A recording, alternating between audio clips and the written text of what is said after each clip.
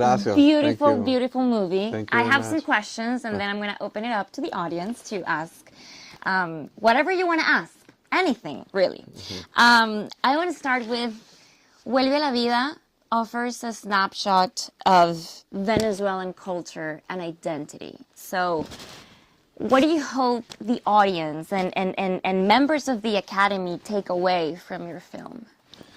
Well, I hope everybody who saw the movie feel like this is like a movie, like inspirational movie for moments where you have this kind of crisis, or you're feeling like bad for something. There's always like a hope. So we made this movie to, to send this message to everybody. So this is thank you. Yeah. Yeah. Making movies is a miracle. It is. Any movies, and making movies in Latin America, especially Venezuela, is even more of a miracle. What were some of the challenges that you faced while writing, producing, and then filming the movie? Well, for me and for my family, the first challenge was to write the movie because you have to remember a lot of things, like painful things, like the scene where the doctor is giving the news. That's still painful for me, and so remember all those things. It's very hard, but doing the movie during those times in Venezuela, there were we have a lot of trouble finding cash, and there was like a, ¿cómo se dice escasez? Shortage of like things like car tires or food, or there was like a very difficult times in those moments. Those ferries after we did the movie, they sink. So we have the. Those are the ones from the news. Yeah. It was difficult. I remember in those moments the government say we have to buy cash in this fruit store.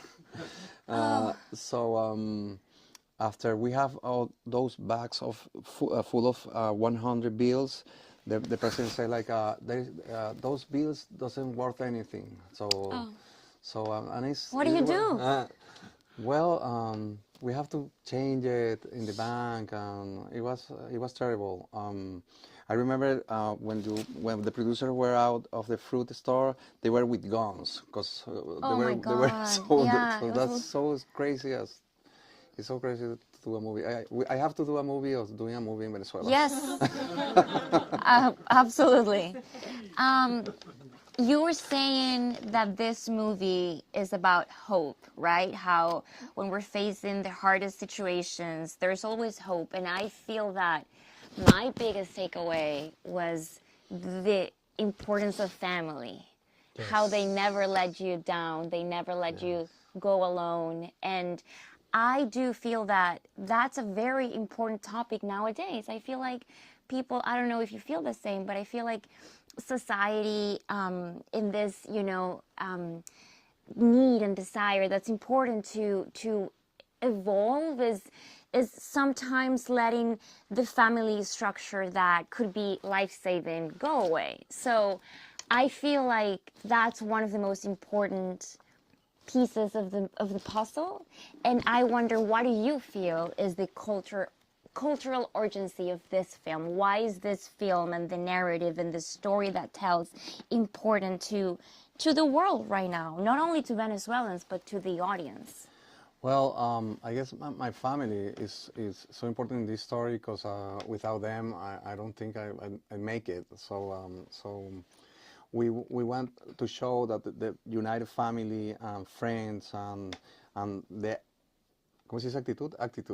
Attitude, the attitude is very important. The doctor says, I'm going to give you the medicine is 1%, but the other thing, but the 99% is uh, this feeling of you of The desire to get desire better. to get better. So I think yes, we want to show the power of the family, the power of love, the power of the mind, the power of friendships, the power of you decide to be healthy. So Yeah. yeah. I have to say, when I watched the movie, I went to my husband and I said, I want at least 4 kids. Like, I want a big family. Like that. It was very inspiring. Like, all jokes aside. Sorry. I will send you the bill later. So like every movie, every story has like 1 or 2 like very important, like pivotal scenes or moments, right? That define the core of the movie. What do you think those scenes were, and how difficult were they to film for you? Well, I think the nightmares. I think they were like I had a lot of nightmares those times, and there is even scenes that my brother directed without me because I couldn't do it. Oh, wow, So really?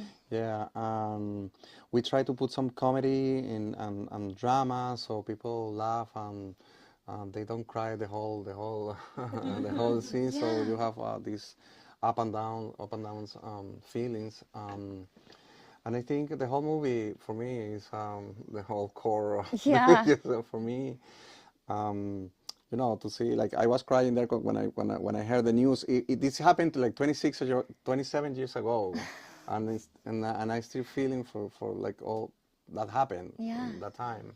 It changed you. You had a different Yes, path in life. yes.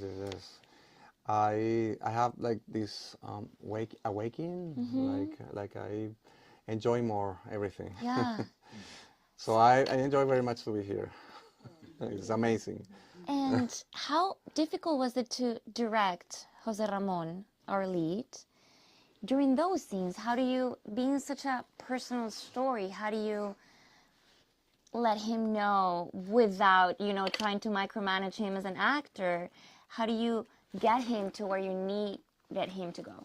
Well, we talked about emotions, just emotions. Like he was asking me, like, why? How did you feel here? How were you mad here? Were you sad here? How was? So everything was. We didn't practice lines. We just practice emotions, and we talked about emotion. The whole movie was emotion. Yeah. Making movies is a team effort. Yes. So how was your collaboration with the whole team, with the actors, with the crew, to make this movie Venezuela's entry to the Academy Awards? Well, it was a great collaboration between everybody. Everybody like knew where we're going to feel, and everything was. We had this great crew, and the actors were like we became like family after everything we did. I read online that COVID hit like in the middle of production or something like that. No, we were going to premiere the movie during the 2020. I mean, we were like, that's our year. That's gonna be our year. We're gonna be great. And we couldn't. And then life happened. Oh, jeez. So COVID came and everything stopped. So How do you feel having this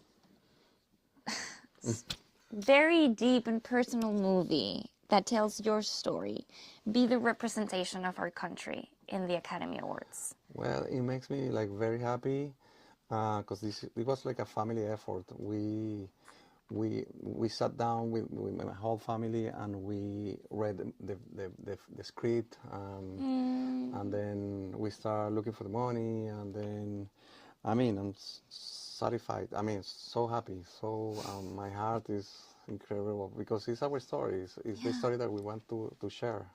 Yeah. Okay, you're very famous in our country and in your industry because your film, Papita Manito Stone, broke all of the records in our country and became the most successful, the most watched movie in our history.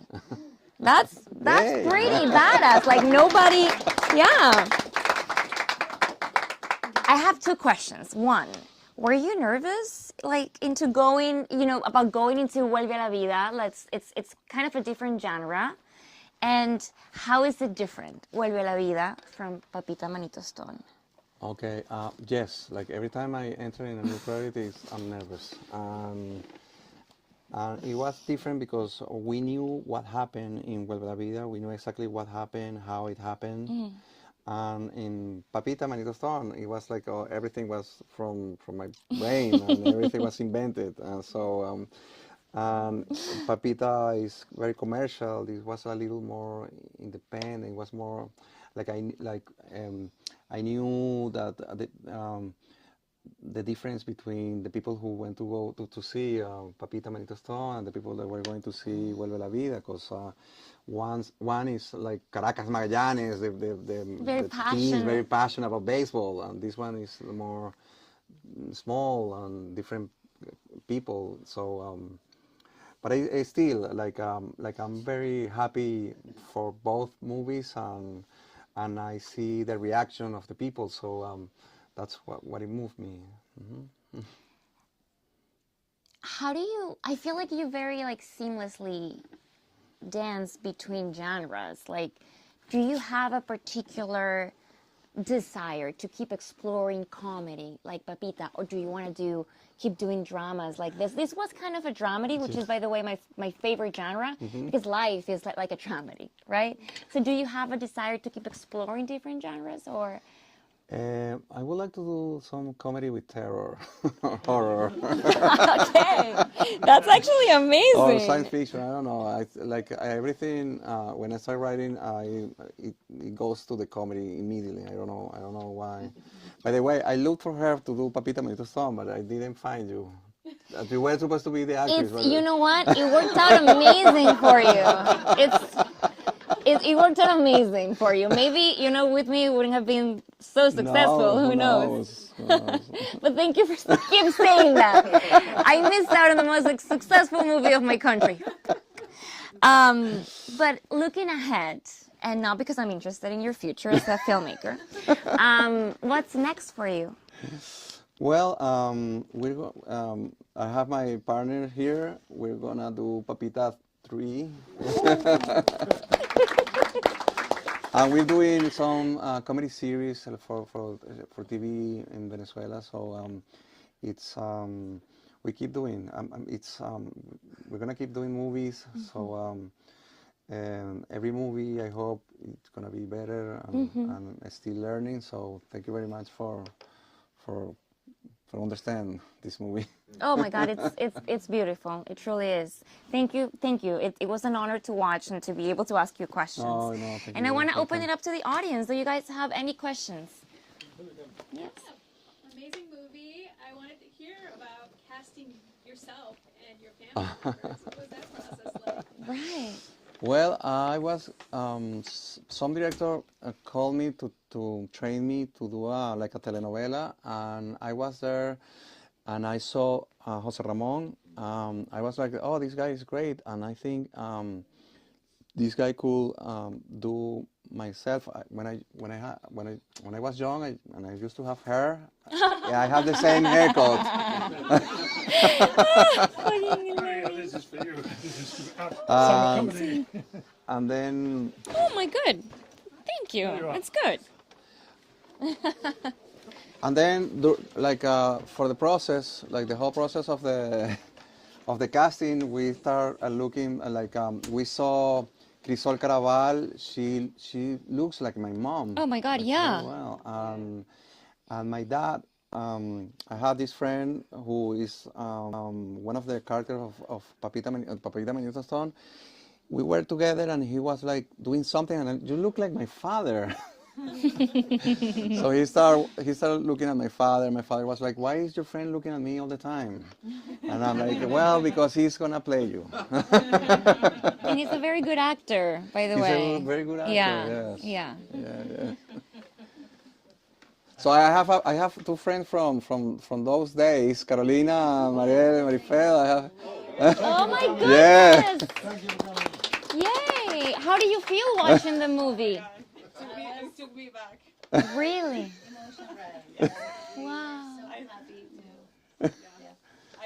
mean, I saw our friends, I saw the house. I mean, it wasn't your house, but, you know. Yeah. It's very similar. Was very similar. Very similar, yeah. The car of your dog. Like so many things. It was amazing. So I have an awkward question. Who were you? Like who? We were not in there. Okay. But I dated They were my extras. They were friend. extras. Okay. It was true. It was a party house. It was like the house where everyone was like, going to a party. Your parents were amazing, and they were just, such a. Did you cry? I did. Yeah, of course.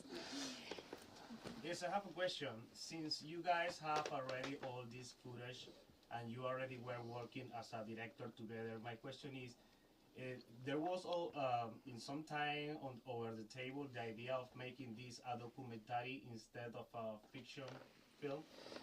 Yes, we thought about it, and then we always wanted to do like a fiction, like a movie, and we have the script of what happened in Washington D.C. But as always, we run out of money, so we start playing with the real footage. So we said we have a better end.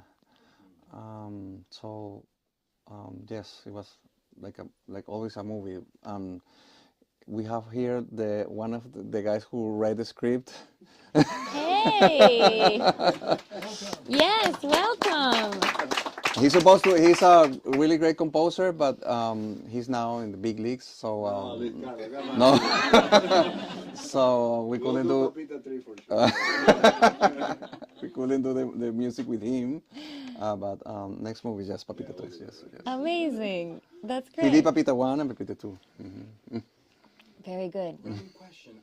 Jose Ramon's character arrived from New York with a camera, which is you, right? Mm-hmm. Do you have that sort of thought of actually being a filmmaker back then? Like, that's a hint for us as the characters arriving with a new camera. The camera is always around in your house. Yes.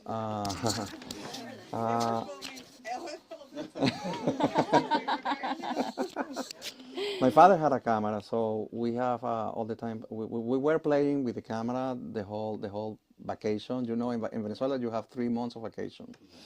And so we were playing with the camera the whole time, and then we wanted to do movies, but we never knew we were going to be a filmmakers.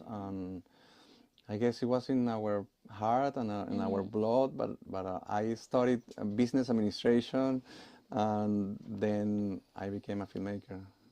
So I don't know. I have it. We have it inside, but. But So Alfredo is not here, so can you talk a little bit about your collaboration, how you guys work together in the movie? I mean, do you guys, okay, you're going to do this scene, you're going to do the other one. You always talk about, your nightmares that you wanted Alfredo to do it. But, working with your brother, you guys have been, doing this for a long time. How was that experience? well, it was great because we did the movie that we wanted, and it was like a full collaboration. We if I wanted to do an angle or something, or he was like, you do it, you do what you want, and we have the movie that we want, and if we are in the set and say hey, you know what, I need this shot over here, and he's like, okay, let's do it. So we never fight about anything. So it was a great collaboration, and when I wrote the movie, I didn't know what happened in the other side of the family, so he put he wrote everything that I didn't know, like what happened in the Wagoneer, and there was raining, and my father was, I don't know, very crazy, and I didn't know what happened. So, and he wrote the whole other part. Yes. So it was great. I hope to do more movies with him. Brother. Oh yes. Yeah, okay. Well, this all comes as a huge surprise, and it's kind of meant to be. First of all, I want to thank him for inviting me, my good friend, David, and congratulations. Extremely proud Like seriously, this is amazing. For somebody that left Venezuela 25 years ago and haven't been able to go back. Every year I say, yeah, this year I'm gonna go. Something happens. Did you see Morrocoy? Oh. Yeah, I was telling him, man, I was just, yeah, that was crazy, man. I'm also going through a cancer scare right now. So, Oh, okay. and this is just like, I don't know. This has to be inspiration for you. You look so great. You're gonna be healthy and It fine. really touched me big time. And everybody that I know will hear from this movie for sure. Thank you very much. And Thank you I'm very much. so proud, man. Thank Thank you for bringing the story to us. No, thank you. Thank you. Thank you. You're gonna. You had a question. Yes. Did the doctors ever tell you why or how you guys were 99% compatible? Well, I asked that question, and they say they supposed to know. I think they told me that my father and my mother, they were like, for some reason, very similar genetically talking, and so they're no family. My mom is from Peru. My father is from, they come from another country. So, but for some reason they were like very similar, like genetically. Yes. Almost like a miracle. Always like a miracle. Yeah. It was a miracle. It was a miracle. Yes. Was your brother 100% sure that he was going to be the donor? He always knew. For some reason, he knew. He knew. That's crazy. That's beautiful. That's crazy. So beautiful. Yeah, and my sister, she was 95%. So very, very. So if my brother would say no, I have my sister. Yeah. That's amazing. May I ask you, because I feel, of course, there's a personal element in all this, and then there's the gist of it is also around family and so on.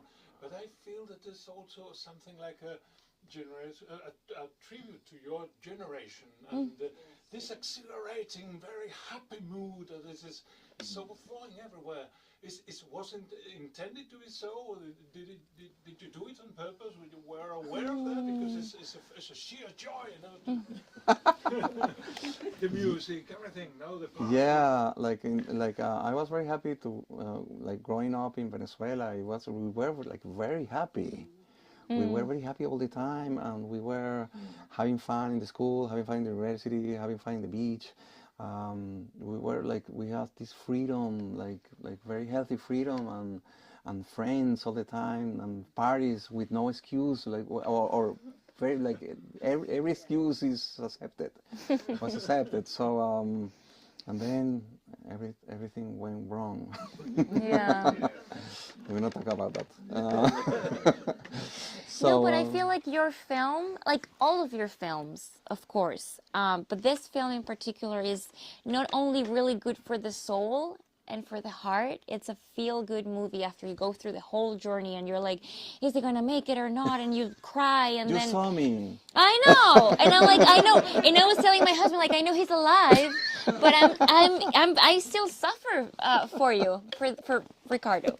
But I feel like your films have proven to be like our gold standard for Venezuelan films, not only because how popular they have been, but because you keep demonstrating that you can do everything well. Like you can truly explore different subjects and different genres and different ways of telling stories, and they continue to be successful. They continue to touch people's hearts. So do you have a secret for that you can share? Asking for a friend. Follow me on Instagram for more tips. No, I want to do that. Like after this movie, I want to do more comedies because it's crying. It's too much crying for me. I have enough. No, I try to make to show that that we have a great time in Venezuela. That we have that it's not only bad people or crime or prostitutes or drugs. We have love stories. We have baseball, and we have crazy doctors. The hand of God, the touch of God. How was it? Yes. They never have that touch. They never have. no es la mano de Dios para nada. No. No. I have a question. If you bring up the doctor, and it really caught my eye that it's when the characters that you build outside of the family were very interesting to me in terms of tone. Was the doctor really like that? You remember her like that? I mean, because one thing is that you lived like that, right? I mean, you lived her, you experienced her that way, but was she really? In real life, she was worst. She made it nice. That's the truth. Now she looks like a princess here. Really? Yes. And then, well, everybody says like the doctor should be like directly to the point, but she was very to the point. She was very cruel. It's called cracker. Yeah. And she was in love with the Dr. Barrett. Every time she talked about the Dr. Barrett, she was like looking at the horizon by the window. And I was like, okay. So maybe that's why she helped you. Yes, We maybe. can get into Dr. Yes, That's right. Dr. Barrett. Oh my God. That's another story right there. It's a spin-off of the movie. Well, Yeah. it's interesting. What motivates each character, right? Like, I mean, why is she treating you like that? And why, you know, I recognize that tone. It's a Latin American character in a sense, you know, that kind of doctor, and then the other doctor, the male doctor, wasn't much nicer. No, he was. So how are we doing, Ricardo? I mean, Yes. okay.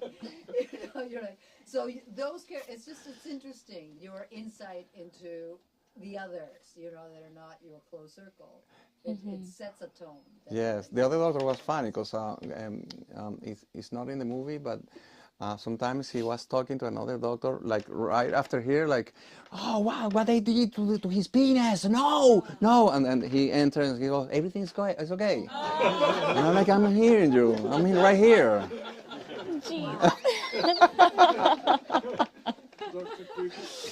Who did that? Who did that? And I'm like, okay. You're gonna have to sew it back on. Yeah. It's okay. Jeez. Yes, that high comedy that, you know, I mean, you do TV on, you know, you do Latin American TV, so you know how to play that kind of. Yes. Interesting. Yeah. Does anybody have? Did the NIH contact you again after years to follow up with your? I went there like each year because I think I went like for 20 years. Every year I went there. They didn't want me to go every year. They want me like every 3 or every 5.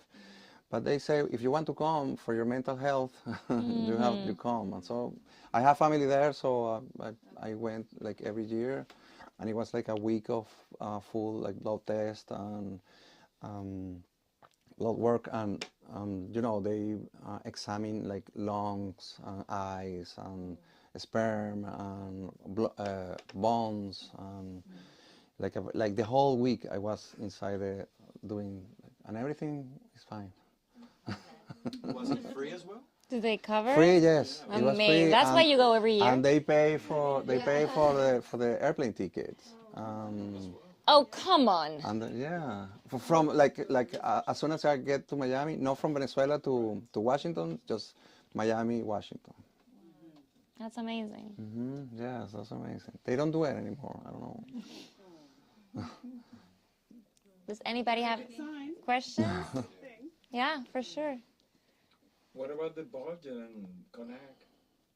The budget. The budget of the movie, and then what about the connect? How the production was? Yes. The Senac, they helped me to finish the movie with the post-production, and the budget was like almost like maybe more than half a million. Is it private or just?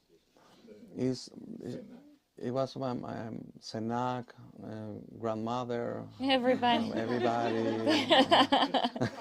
Making movies. Yes. Yes. Another question? Somebody? No? Well, let's give it up for Luis Carlos and his film. Congrats.